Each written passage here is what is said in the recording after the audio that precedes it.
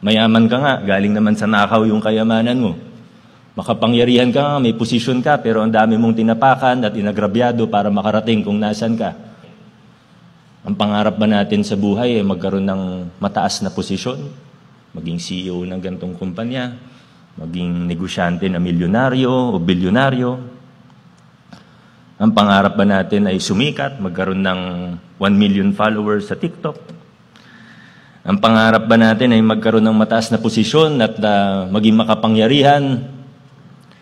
In my line of work, ang dami kong nakikita, sabi nga kanina, napakadaling makain ng sistema. People start off with good intentions. But the saddest thing that I've seen as a person in government or working with government are actually people who have the right intentions when they start. But along the way, they get lost. Nakakain ng pangarap, ng ambisyon. And again, there's nothing wrong with ambition per se. There's nothing wrong with big, lofty dreams. Pero ang tanong, bakit ba yun yung pangarap natin? Ba't ko gusto magkaposisyon? Ask myself every day, ba't ko ba gusto maging mayor? Ba't ko ginusto maging mayor? Ba't ko ginusto maging engineer? Ba't ko ginusto na dito ako mag-a-apply ng trabaho? Pag may trabaho ka na, ba't ko gustong ma-promote?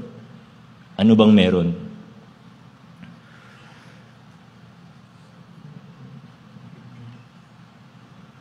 Sana hindi yun lamang, yung posisyon, yung pera, yung kasikatan. Successful ka nga, magulo naman yung pamilya mo. Mayaman ka nga, galing naman sa nakaw yung kayamanan mo. Makapangyarihan ka nga, may posisyon ka, pero ang dami mong tinapakan at inagrabyado para makarating kung nasan ka. I hope that we don't think that it is worth it. I hope we take time, as early as now, to stop and think, bakit? Ano bang gusto kong makamit sa aking buhay?